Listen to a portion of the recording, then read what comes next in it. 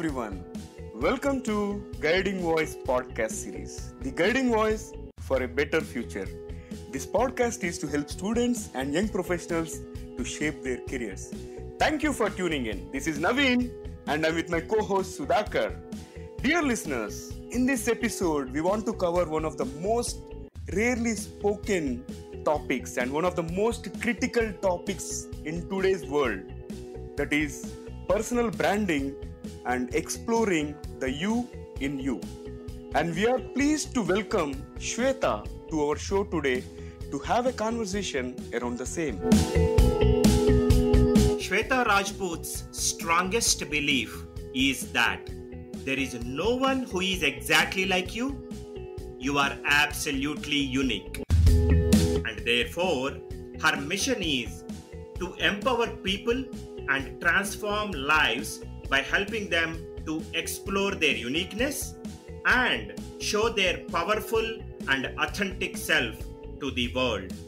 As an image and personal branding consultant and NLP practitioner, Shweta helps people unlock their potential to realize their dreams by providing them powerful tools and techniques of personal branding and relationship building.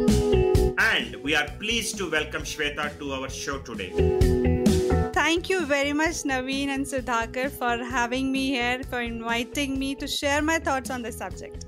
Because this is a subject which is very, very close to my heart, as I understand that, the understanding of this subject can make a very positive difference in our lives. So thank you once again for inviting me here to share my thoughts. I would like to mention one thing to all the listeners over here. Guys, Shweta is not well today, but her passion has driven her to join the conversation today. Hats off to you, Shweta. Thank you. That speaks a lot, that how passionate I am about this subject to speak about. Absolutely. Looking forward to it. Shweta, let us get into our conversation because I'm sure our listeners are eagerly waiting to make a special and unique brand for themselves. So, to start with, how do you define personal branding, Shweta? Why is it so important? So, personal branding is, I would frame it as simple as it, that showing the world what you really are. It's like, each one of us have a unique fingerprint, which makes us, have a unique identity. Similarly, there is no one exactly like us in this world. So it's about showing the world your unique combination of your skills, your experiences, your personality.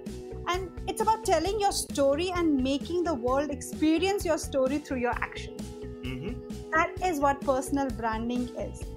Now, coming to the second part of the question, and which is a very important question to be asked, that why is it important? Why should we put in that much of effort to show the world who we are? Is it not just enough for us to know that, what we are and what we are good at?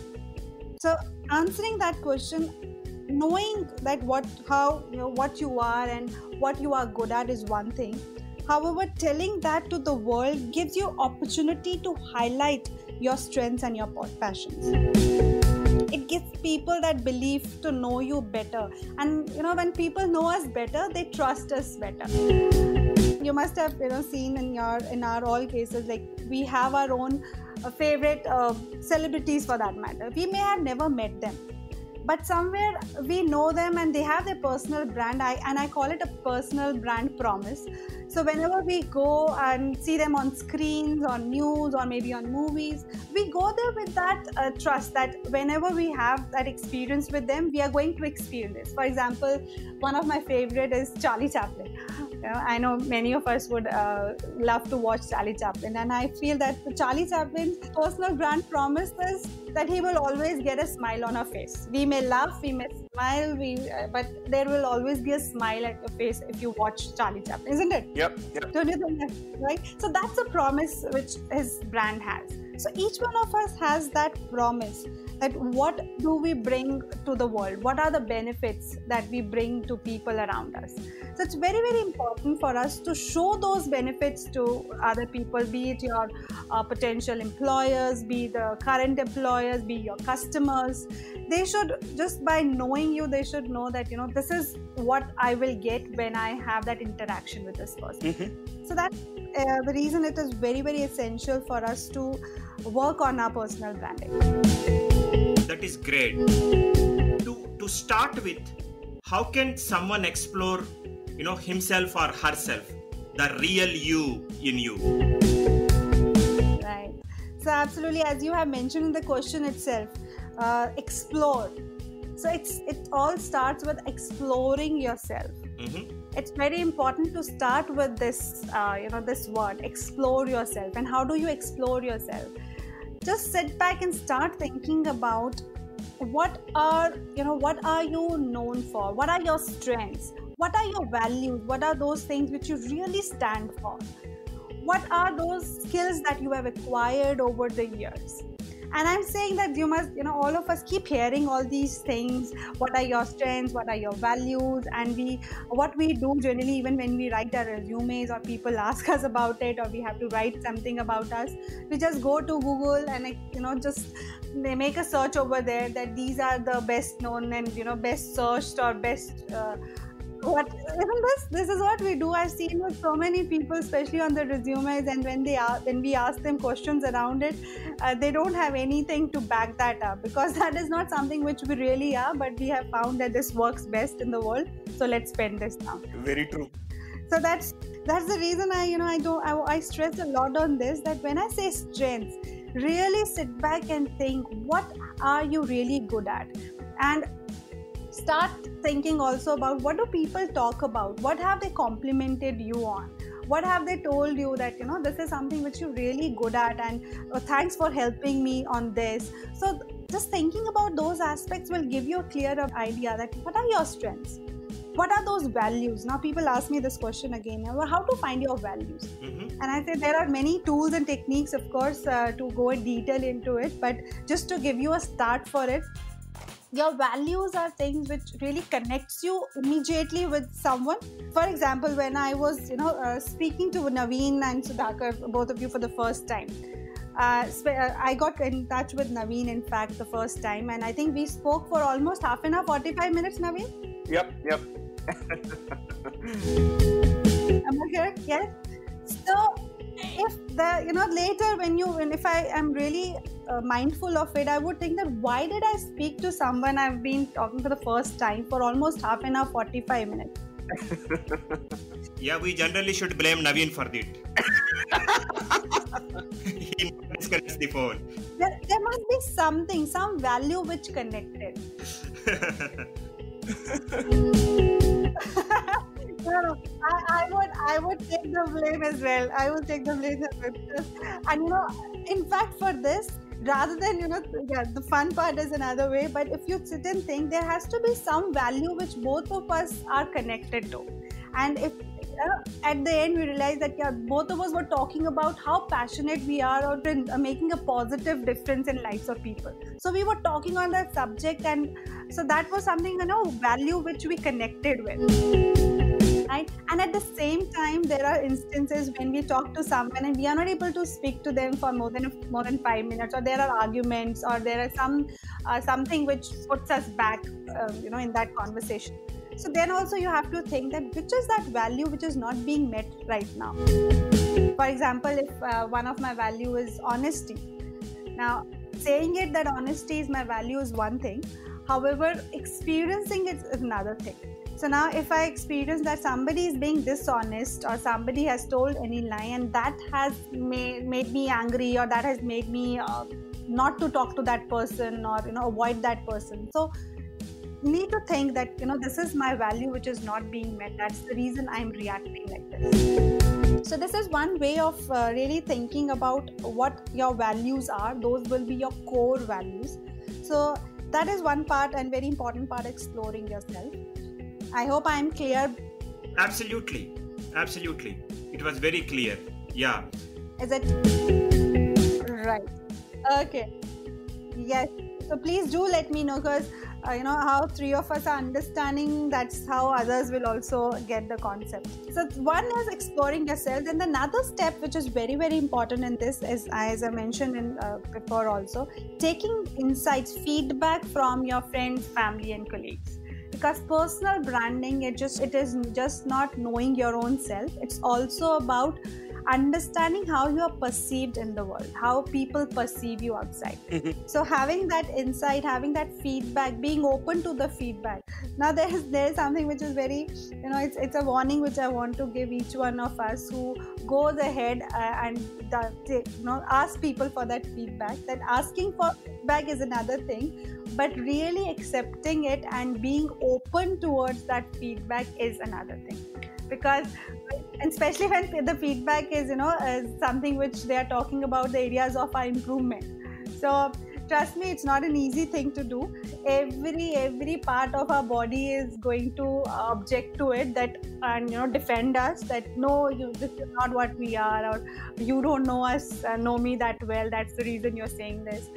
But I would just give this, that it's not important that the person knows you that well or not. What really matters is that this is how we are being perceived. Yeah, don't be defensive. Yep.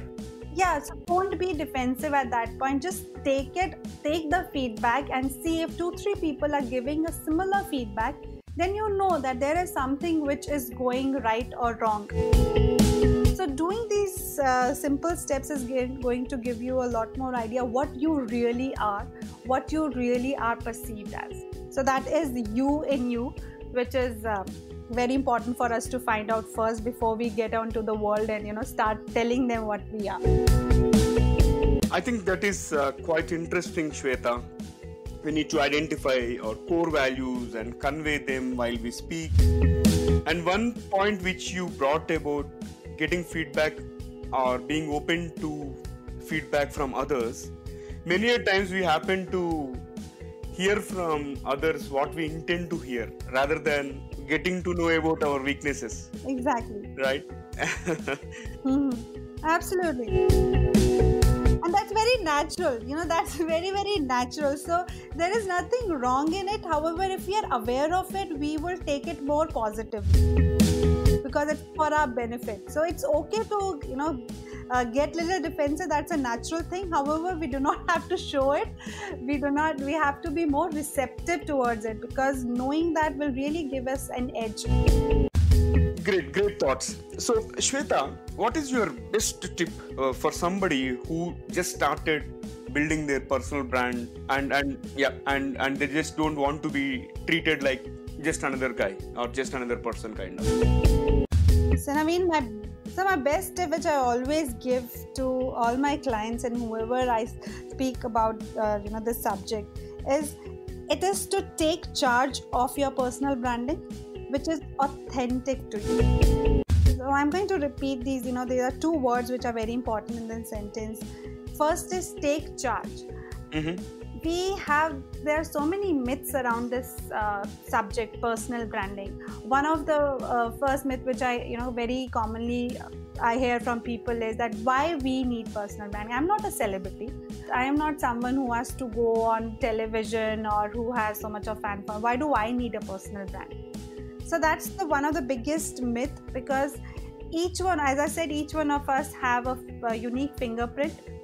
So similarly, each one of us has a personal brand. Now, if you don't take charge of your personal branding, trust me, people would be more than happy to brand you with their perceptions. It's our responsibility to consciously take charge of your personal branding. What do you stand for? What do you want people to know about you? What are your core values? What are your strengths? It's your responsibility. So take charge of your personal branding. Nobody else is responsible to do that or will do that for a long time for you. And another is being authentic to you.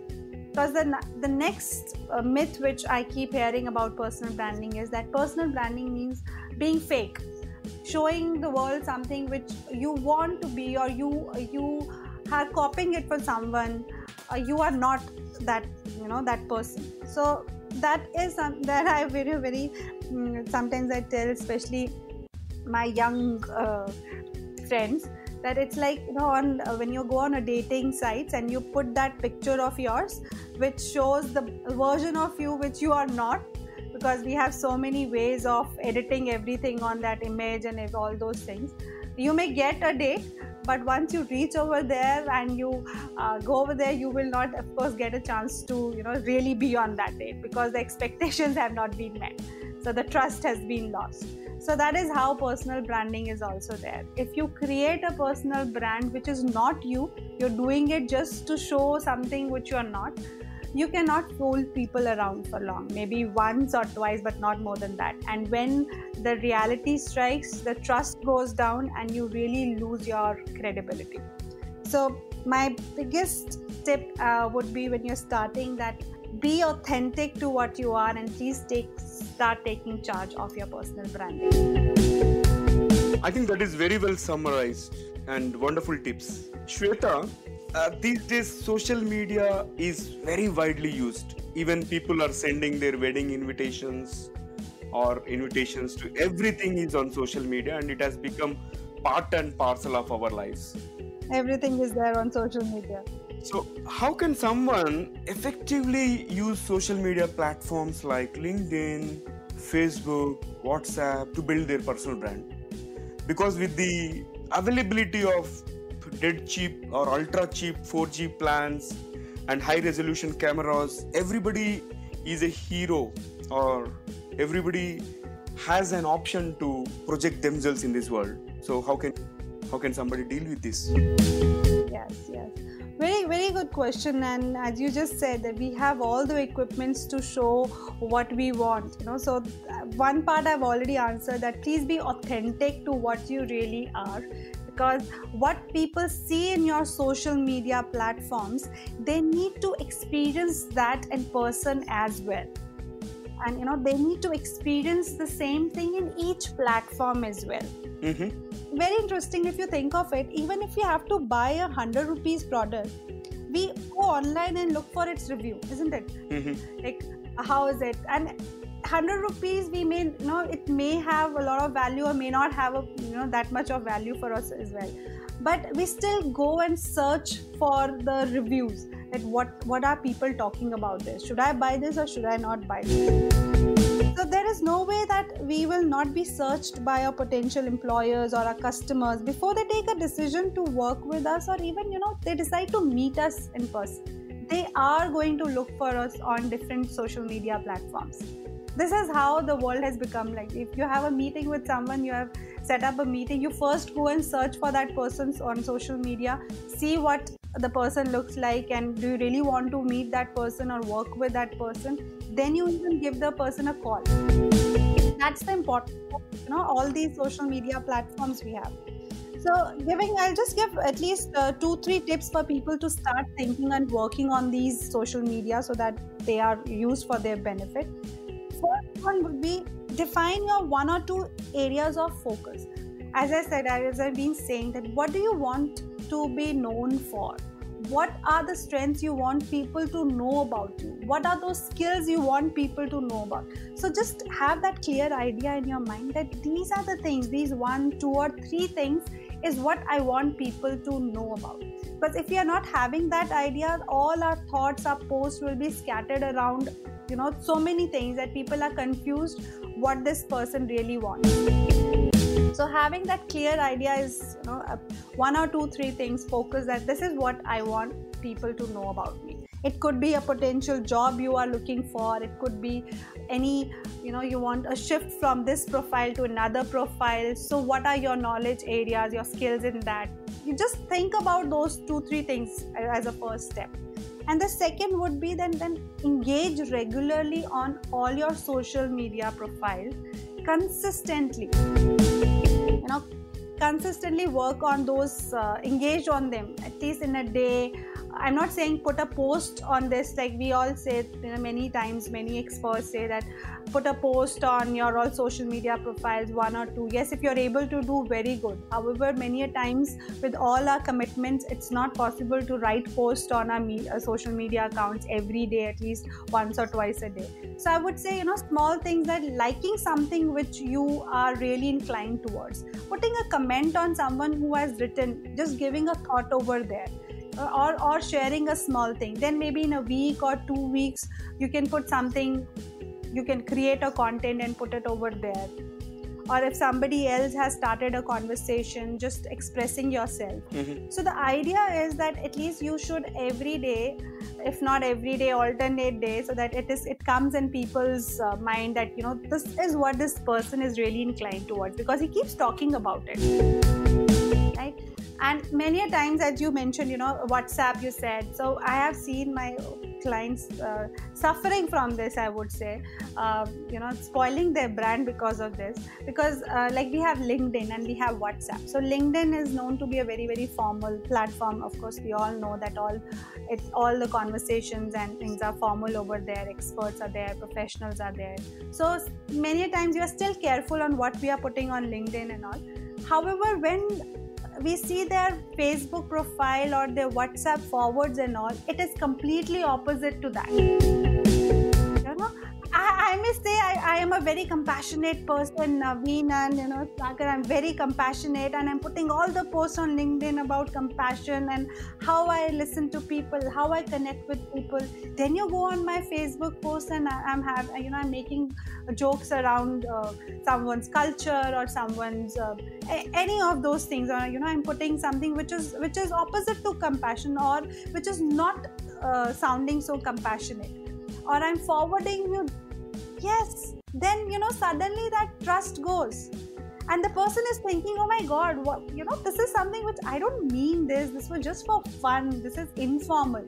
But the moment you press send on any of these platforms, it is not informal at all, unless you're doing it one-to-one and you really know the other person is not going to take you that way. I would suggest think about that also for once. However, when you're putting it on a social platform, you are sending your image over there. This is how you're going to be perceived, and nothing can be worse than having these two different faces, as you said, two-faced. This is how you will be perceived. So I have seen so many of my clients doing this, and then they come and say, I don't know what's going wrong, this is what I keep posting on, and this is my professional platform, and this is my social, so this is different. But this is not how it works. This is definitely not how it works. Yeah, actually it reminds me one quote that I came across very long back. Integrity is about doing the right thing when nobody is watching, right? Yeah, that's so good. Yes, absolutely, very, very, very rightly said. So exactly what you're saying, it has to become a second nature. And it will, the moment we start thinking, and you started with a very good question for that matter, that why is it important?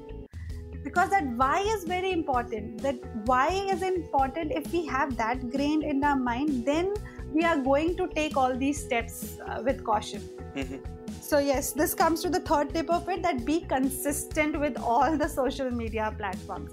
Even if your posts are informal, it should not be very opposite to, as I said, your brand promise.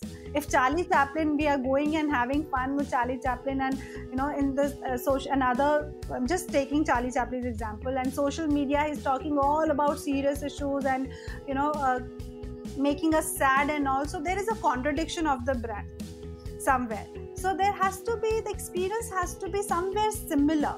It cannot be very different what your brand promises. So that is something which you need to really take care of your personal brand. Amazing thoughts, Shweta.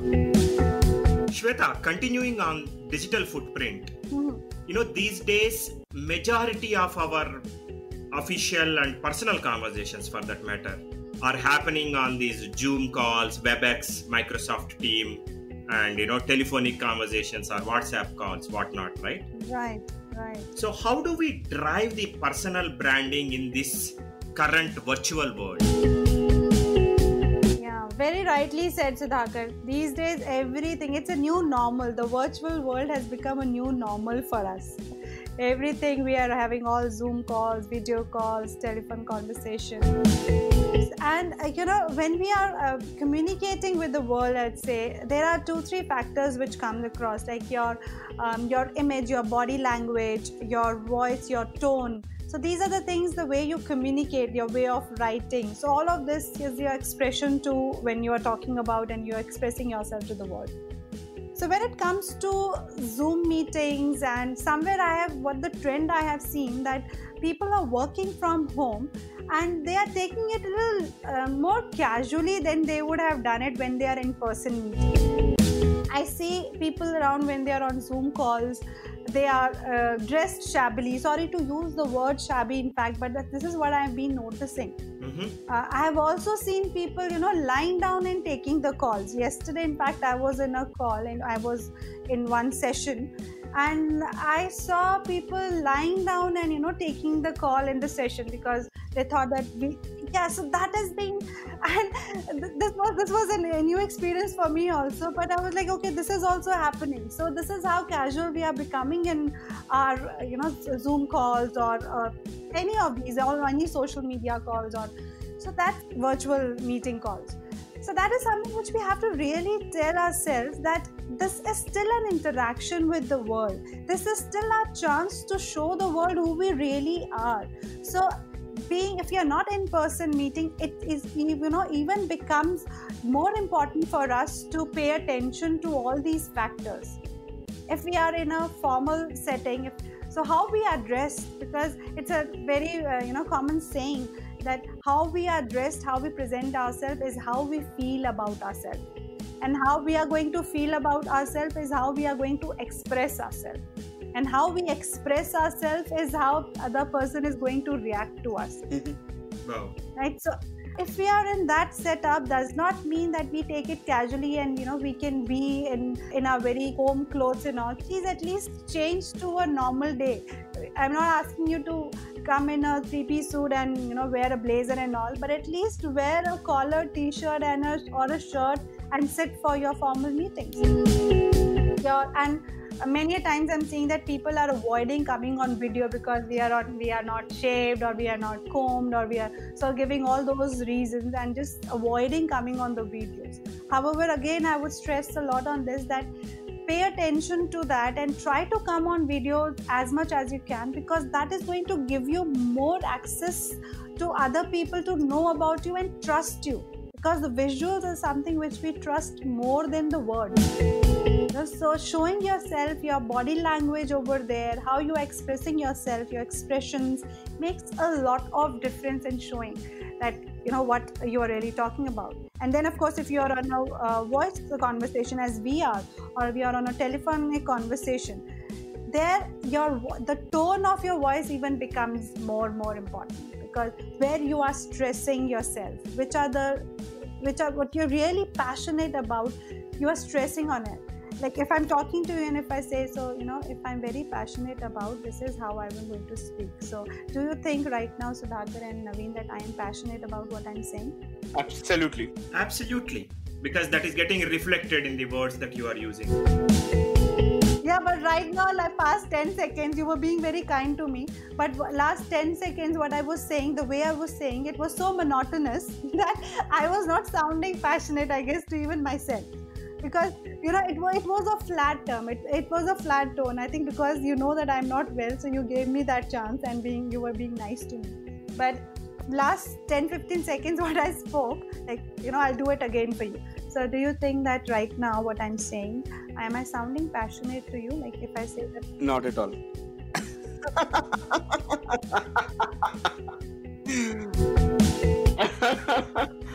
No, now the passion is not coming across. Maybe you gave the tip. Yeah. Yeah. So when we are on a telephonic conversation, you have to be even more cautious about how your tone. So if you're lying down and you're speaking, trust me that it is going to be shown in your voice. As we say, if you are smiling, it is seen in your voice also. It is heard in your voice that you are smiling. So people will hear your emotions in your voice. So you have to be even more careful when you are in the telephonic conversation, that now you don't have the body language as you can have on the video call. You do not have your dressing to show that how authentic you are, or how credible you are, or how important it is to be in this meeting for you. So all those visual cues are not there in the telephonic conversation. You only have your tone of voice. So be even more conscious about what you're talking and how you are talking. So that is something very important, and many people falter in this. And that is the time when we are listening to some people on voice conversation. After maybe a minute or two, we just lose the interest in it. Even if the person is saying something which is very important, but we just don't feel like listening to them because there is no emotion in the voice.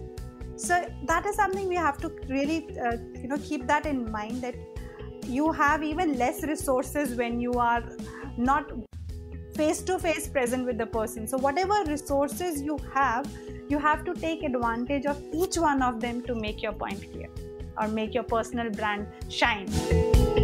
I think again, another set of amazing insights. A picture is worth 10,000 words. Absolutely. That is what is quoted, right? And in fact, you have brought in a good perspective about not being very casual, and people should not avoid coming on the video, and we need to always pay attention to ourselves, and we can build trust by coming frequently on the video with right set of attire, right attitude. Yes, absolutely. Interesting, and thank you for sharing those wonderful tips, Shweta. Now I have a different question. Like how different is a product or a service branding from personal branding? Personal branding and product branding, in fact, they are before telling the difference, there are a lot of similarities as well on that. So one of the biggest similarity in product and personal branding is that both of them are something which is meaningful to the audience. They must be consistent in how they are reflected or presented to the world. So they are creating a perceptions in people's mind, both of them. However, the major difference, the key difference in product and personal branding is that product brands are created. They are created by branding and marketing campaigns, so which helps to shape customers' perception. So by creating those brands, the experiences, they are made to create so that the customers' perceptions are formed that way. However, the personal branding, it's a deliberate choice by the person who is that brand. So in personal branding, the person is taking the responsibility of showing that part of himself or herself to the world, what the person really is. So that, it's not about creating your personal brand. It is about showing what you are. And you must have seen that the trend nowadays is so much of influencer branding. People are going towards influencer marketing so much. Well, they don't believe the product that much, but they believe the person who is selling the product more. If you see someone who is selling the product and you really trust that person, you automatically trust the brand, the product as well. Yeah, the same product is being sold by 3-4 people for that matter. So you will choose a person who you really trust or you believe in to buy that product from. So it is more important to actually have a personal brand than having a product brand which you are selling, which many times people think that just branding your product is good enough. Branding yourself and having personal branding is not which is required, which is, I would say, the biggest part that way, that people are going to trust the person more than the brand. And the biggest difference, as I said, I would in my mind, is that product branding is created. However, personal branding is authentically what you are and showing the world why they should work with you and why they should trust you. So you're not creating that, you are just being what you are and showing your strengths to the world. So it's not faking what you are, it's showing what you are. So that is what personal branding is and how it makes it different from product branding.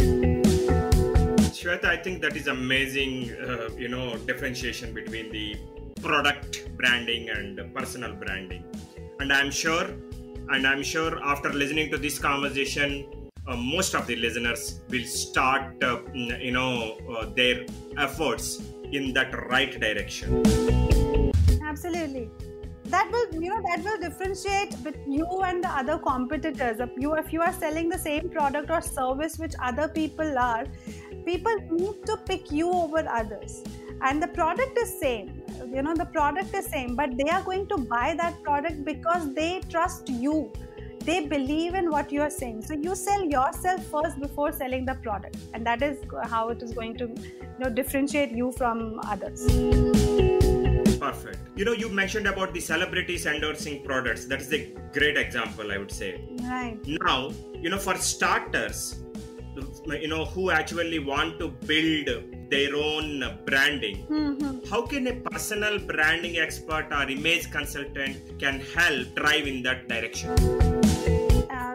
So this is another thing, as the entire thing what I have summed up throughout our conversation. As I started with a very simple thing, that personal branding is simply telling the world who you are. So it is really that simple. However, the implementation of it is something which really people find that it's a lot of effort, because as I just said, even knowing your core values and understanding what really your strengths are, you need to really work on it, really need to do those introspection. So any expert, what they can do in this process for you is that they can provide you with tools and techniques which will make this process faster, and it is going to give you a powerful advantage over others. They can provide you by a step-by-step roadmap. That roadmap is will help you to have a greater visibility and create that reputation which you want, because they will help you with those tools and techniques that this is how, if you're not aware of you cannot understand what your values, your strengths are, they will give you those tools and techniques that this is what we need to do to find out what it is. These are the tools and techniques to find out and gather the feedback from people. And once you have that, you have formed your vision, your mission of your personal brand, then what are the steps you can take to have that authentic you seen in the world exactly the way you want? Your tone, your body language, your communication, your appearance, your dressing, anything. All those things can be made even more impactful if you have some guidance with you. So that, I think that can make, as I said, you can have a powerful advantage over others if you have an expert with you in this journey.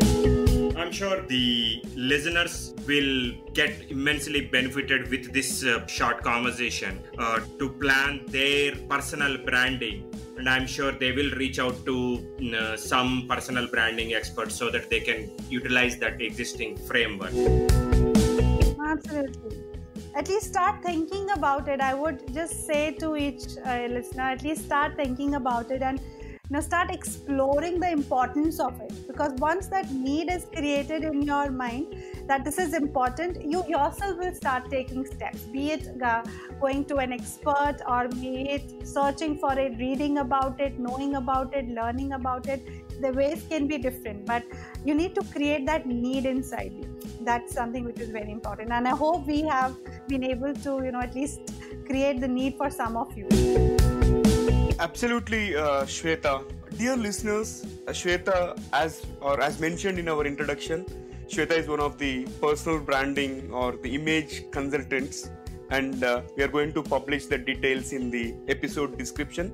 You can definitely reach out to her. Shweta, you want to briefly touch upon the services offered by your firm? Yes, so basically as I said, my niche is always personal branding, and another thing which I very, very strongly believe in is relationship building, be it a personal relationship or our professional relationship. So building your brand and building your relationship with people, how you are perceived and how you connect with people, how other people, what takes people. So these are the two things which I am very passionate about: personal branding and relationship building. So I would love to work with any one of you on these two topics. And do you want to mention about your website or contact details? My website is imageimpact.com, And you can reach me out and you can search me as Shweta Rajput, image consultant on LinkedIn as well to get in touch with me. I would love to hear from any one of you who would want to discuss anything. Thank you, Shweta, for offering the details. And I'm sure many of our listeners would reach out to you. Thank you, Naveen. Thank you, Prabhakar. Thank you so much. It was a pleasure talking to you both. Thank you, Shweta, for accepting our invitation despite your busy schedule and even when you are actually down.